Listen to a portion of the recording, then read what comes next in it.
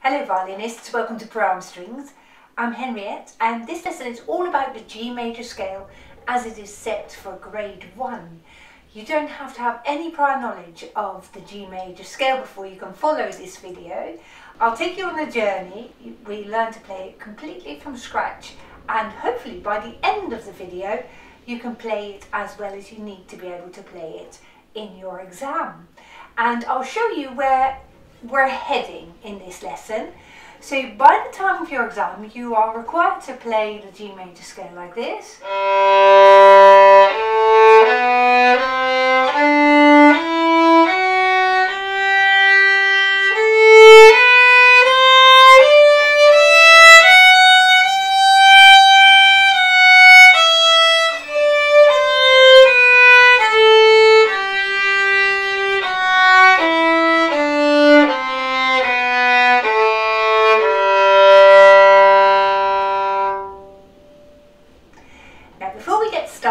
Let's explore what our finger pattern is in this scale. And you can see we're starting on the open G string and we're going to play 2 octaves up. So we're playing really 2 times the G major scale, once from the open G string to the 3rd finger on the D string, and then we stack another G major scale on top of that, which starts on the 3rd finger on the D string and goes up to 2 on E. And as we do that, our second fingers are going to be wide on the G string, wide on the D string, close on the A string and close on the E string. And that wide, wide, close, close, hopefully you've heard it before in one of my other videos because I talk about that quite a lot. And that is the basic finger pattern in the key of G major. So that is something that you absolutely have to get into your head if you want to be able to play this scale. So I'll go through that again with you. On the G string, the second finger is wide. Maybe I can show it to you better this way. On the D string, your second finger is also wide, so there is a gap between fingers 1 and 2. On the A string, your second finger is close to the 1st finger.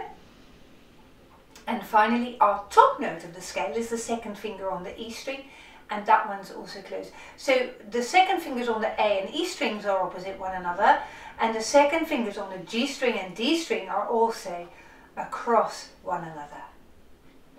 Let's play this scale slowly now, just to explore all the notes that there are, and we're going to play each note twice with long bows.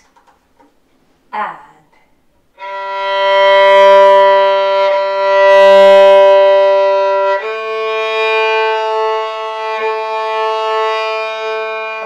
gap between fingers 1 and 2.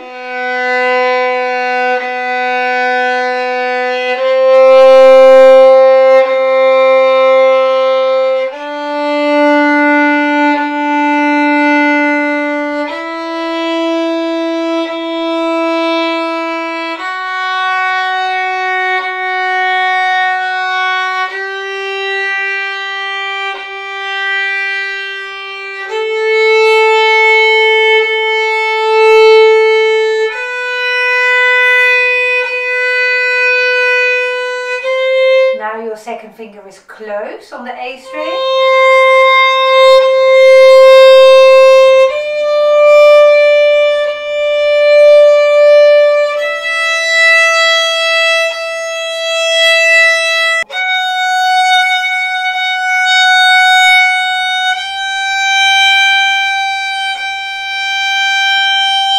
Just hold it here a moment. Well done, you've made a very, very good start. So you've noticed that difference of the second fingers on G and D compared with your second fingers on the A and E strings.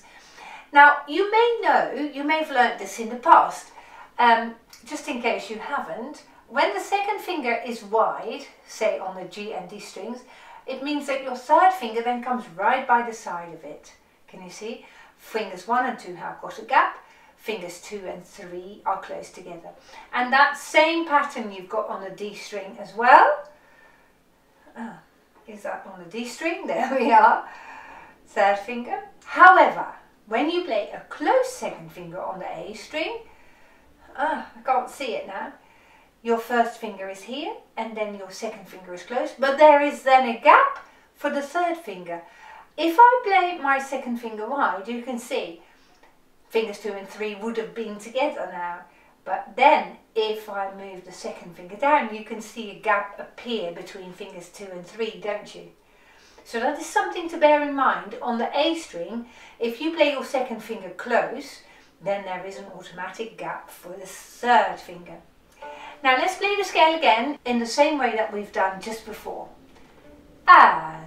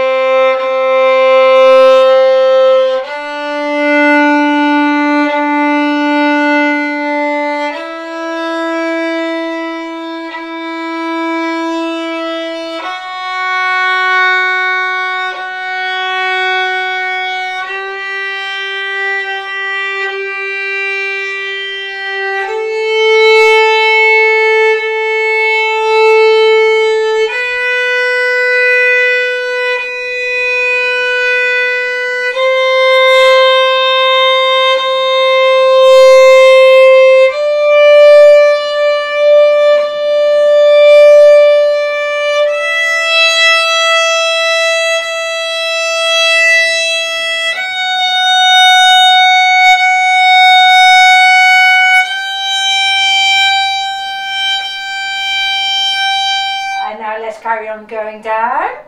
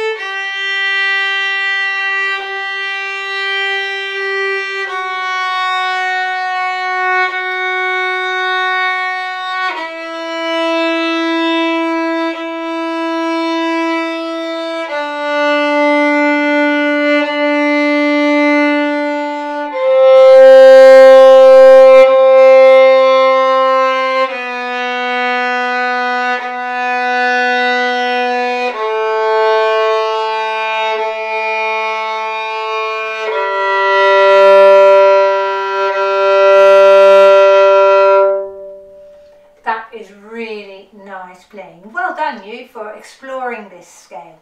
So you have made the first step to a successful completion of grade 1. Well done, congratulations. Now our next step is going to be fine-tuning your fingers even more, and what we're going to do, you may know that you can always check your third fingers with the string below, and that finger should always match the intonation of the string below. So we're going to play from the open G up to our first third finger on the D string. And that note is also called G. So we're going to just pause there for a moment, checking that third finger on D with the open G string.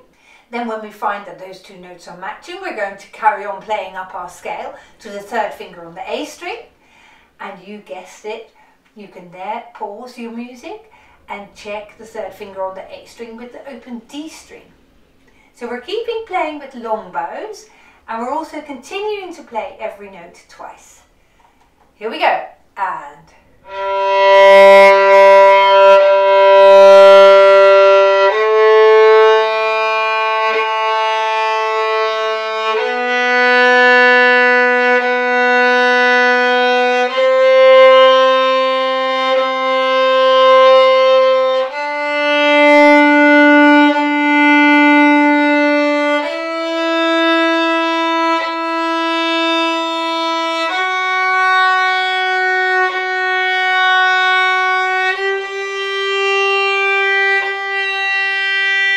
Hold it here for a moment. Can you check this third finger now with the open G string?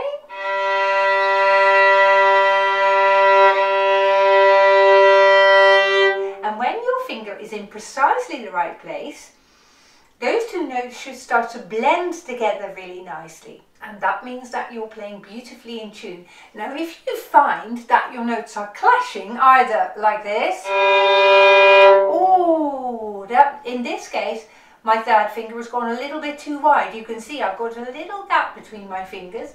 So that should sound better if I get them both together.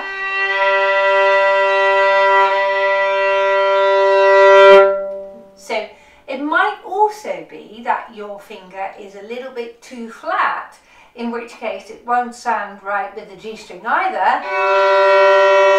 Oh, it's not nice, is it? So in this case, you need to just push your finger up a little bit until you feel that those notes are really, really matching beautifully. That is a matter of gaining experience, and you'll find that over time, when you frequently match your third fingers with open strings, you'll gradually get your fingers better in tune. So if that might be way out today, keep at it, and tomorrow or the day after tomorrow or next week, you might suddenly find yourself playing beautifully together. Now we're going to continue our scale now, starting on the third finger on the D string, and we're going to go up and pause on the third finger on A.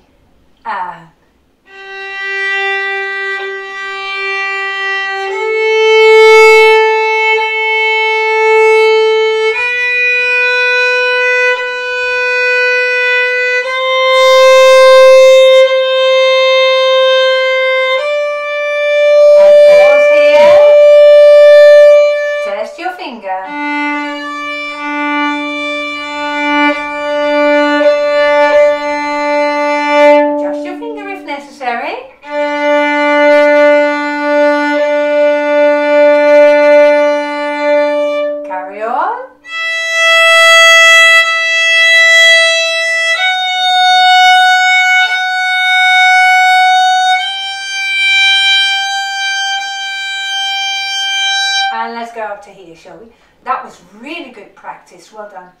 And you find that if you're patient and constantly adjust your fingers, your playing will get really beautifully in tune over time. Good violin playing is sometimes not achieved overnight. So when you persevere and keep practicing this with open strings, one day you'll suddenly find yourself playing in tune. So all credit to you for sticking with it. Now we're going to develop our in-tune playing a little bit further now by playing it together with a piano accompaniment. So we're keeping our long bows, we're keeping our double notes, because it just gives us a bit more opportunity to assess our notes and trying to wriggle our fingers around to get them in the best possible place. So I'm going to switch the piano part on now and we're going to play it together. Are you ready?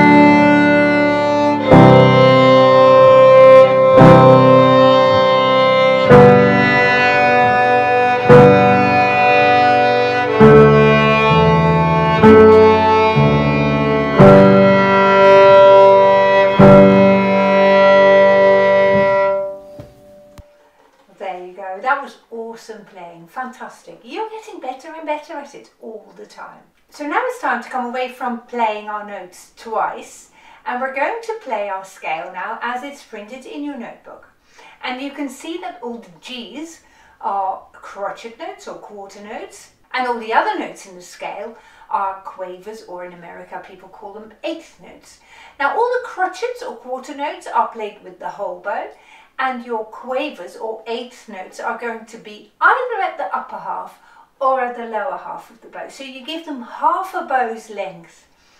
And that way you get a very nicely structured bow, which in turn enhances your tone quality. Okay, so let's give that a go. And we're going 1, 2, and 3, and 4. And at that pace. 1, 2, and...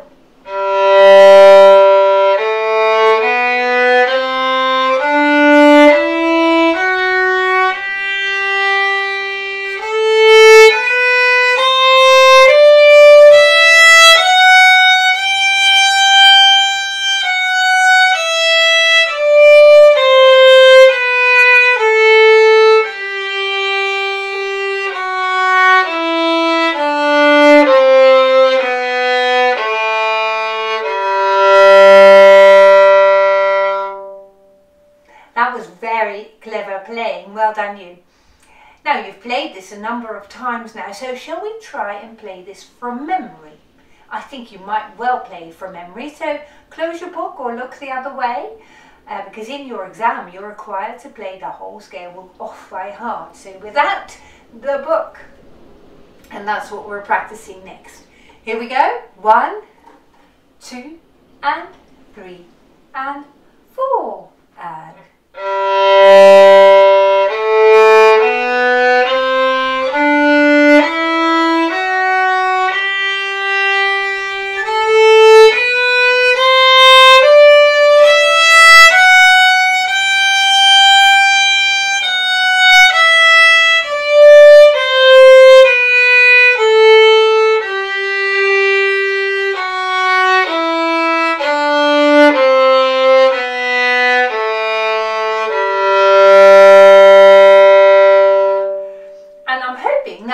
singing along your music in your head, because that's the way to remember it, isn't it? You've played this scale so many times now, I think you know how to sing it in your head. Maybe you have observed, while we were playing that a minute ago, that I was looking here whilst I was playing it off by heart. There's no need to keep staring at the ceiling or somewhere in the distance, because there's nothing to be seen about good violin playing there, you see. Whereas if you have your eyes here, you can see what the bow is doing. You can see if you're close enough to the bridge, or maybe your bow is drifting across the fingerboard. So let's practice it one more time, trying to concentrate on what's going on here with your bow. 3, 4.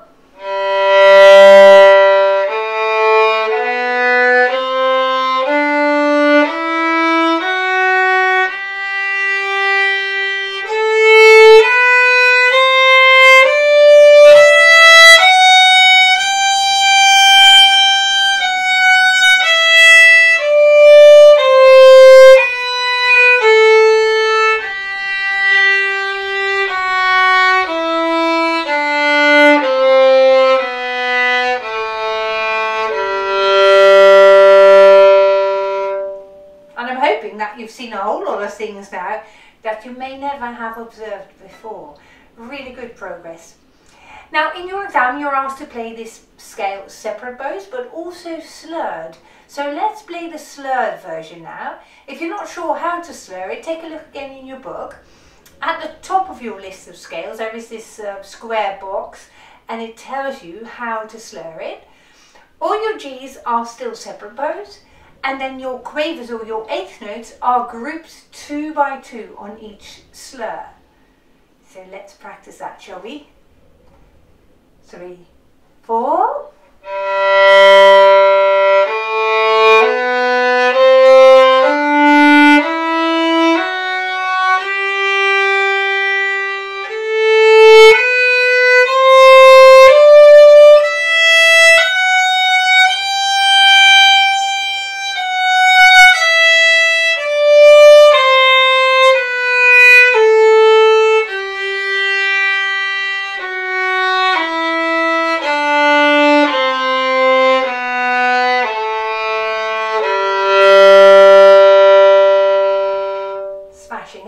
assuming that you are still using long bows. It makes slurring a lot easier if you play long bows.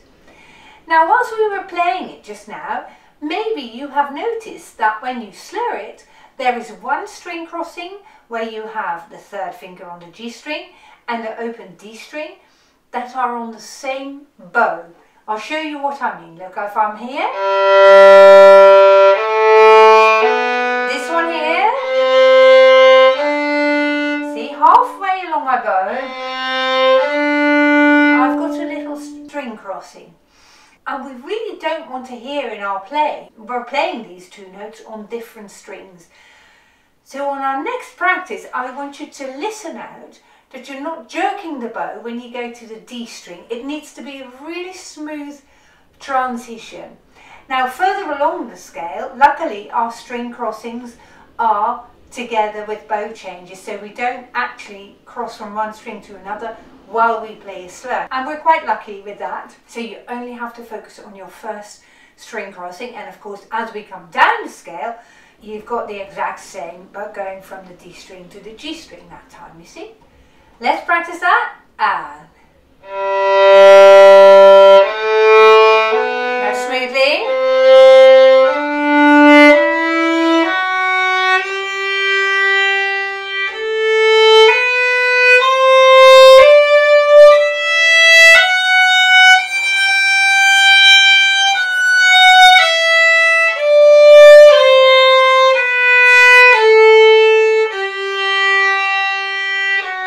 Watch out.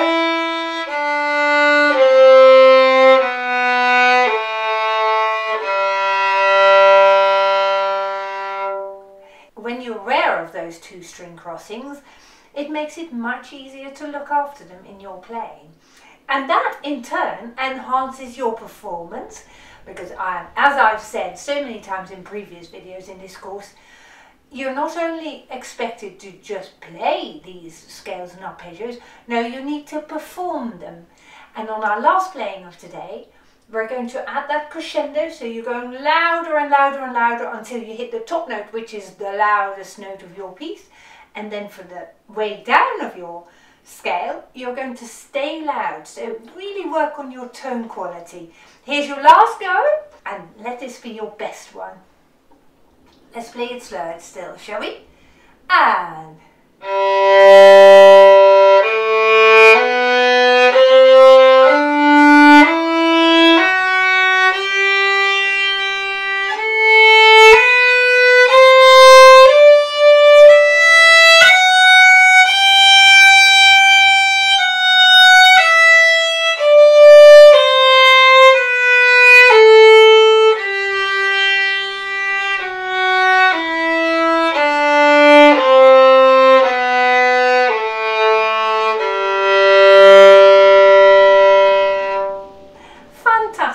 really well done. You've learned so much in a short space of time. So keep it up from this moment on. Maybe come back to this video again tomorrow or next week or so that you can check if you can still play it as well as you did today. But congratulations on your achievement. If you want to write about it in the comment section down below this video, it would be lovely for all the people that are following this course with us as well, people from around the world. It would be lovely for them and us to read how you are doing in this scale. So go ahead and, if you feel like, write a couple of sentences there. Thank you so much, and in our next lesson we will be practicing the G major arpeggio. I'll see you then. Goodbye.